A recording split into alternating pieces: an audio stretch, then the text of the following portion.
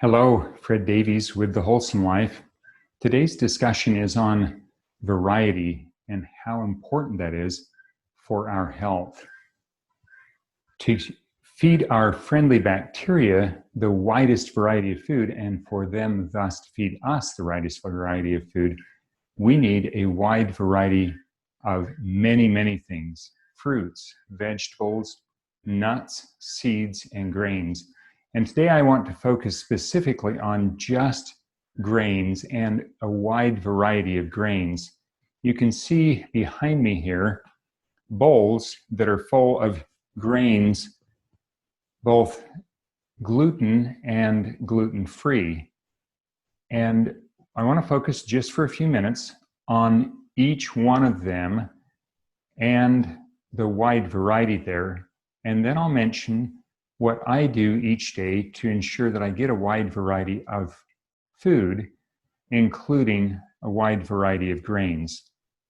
So let's start with the gluten-free ones here on my right. We'll begin with corn and cornmeal.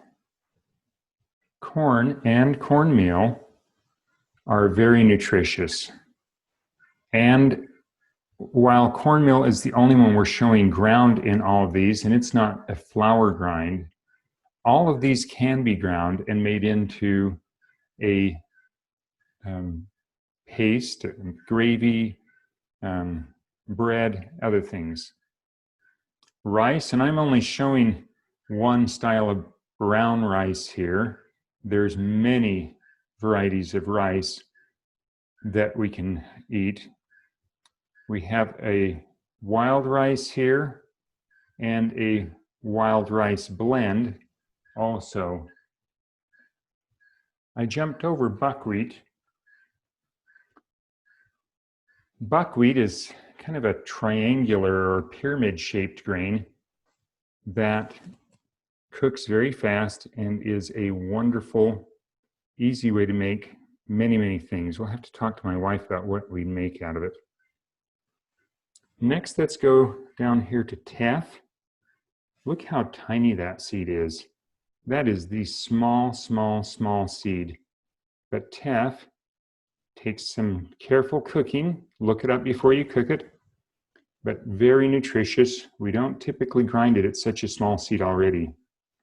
Next to Teff is quinoa. You've probably had quinoa, and look at the size difference in those grains.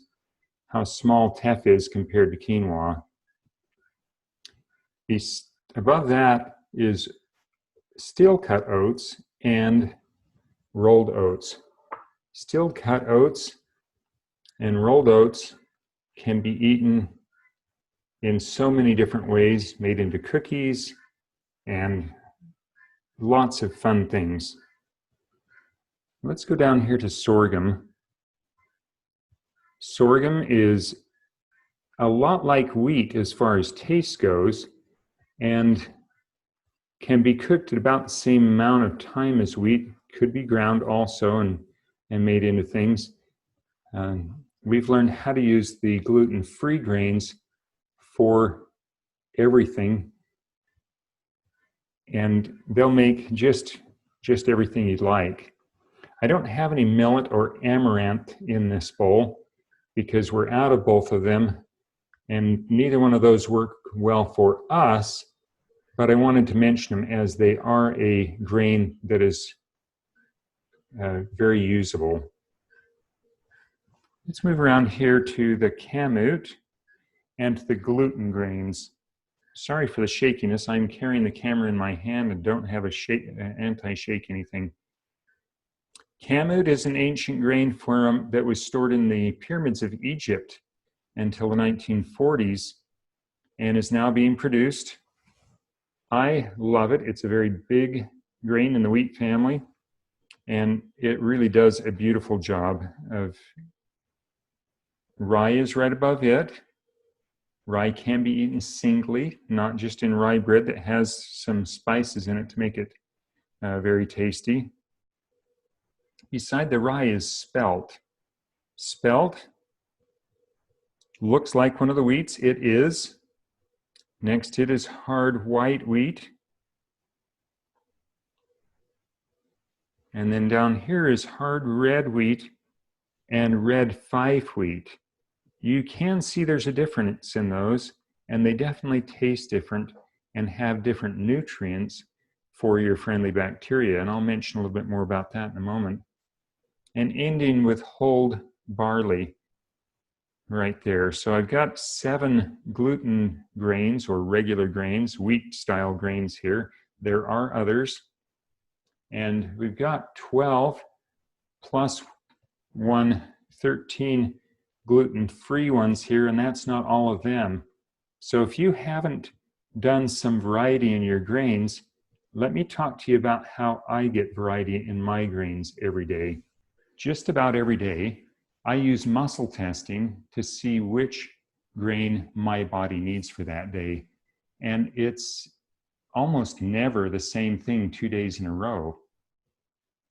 For years and years, I ate oatmeal every morning for breakfast before I learned how critical it was to have a variety of foods feeding the variety of our gut bacteria, and so that our gut bacteria is getting constant variety in foods and providing us with a variety of foods.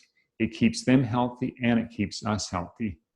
Now, my favorite way of cooking grain for me is for breakfast.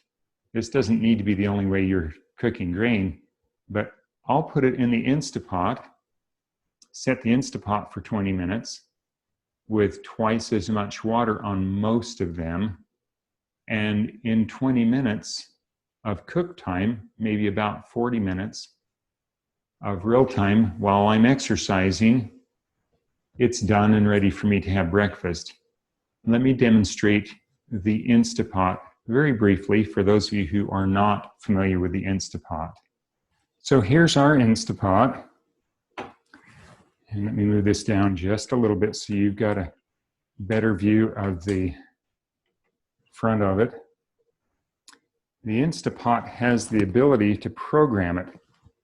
So if I were to use muscle testing just to see which grain is right for me, I'm going to go, well, I need hard red today, I need red Fife today, I need hard red today. And then I usually test to see how much. A half a cup of whole grain, 2/3 of a cup of whole grain, 3/4 cup, 1 cup. Well, there happens to be 1 cup in this. That's not usually what I eat, but I'm just demonstrating.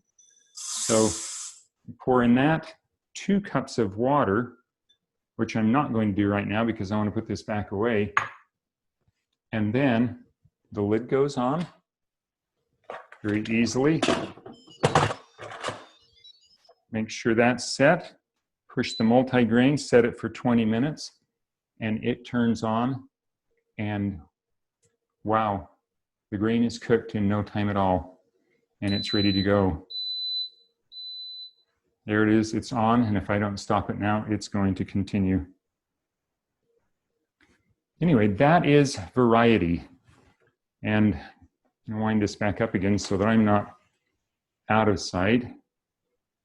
Variety of grains is one of those areas of variety that is so critical so that you have the opportunity to have a wide variety in your diet. If you'll notice behind me, we have a wide variety of beans, spices. There are more beans behind in the second level. I won't discuss those today, but getting a wide variety of grains, beans, nuts and seeds, vegetables, and fruits on a consistent basis will definitely improve your health. Until next time, have a wonderful day.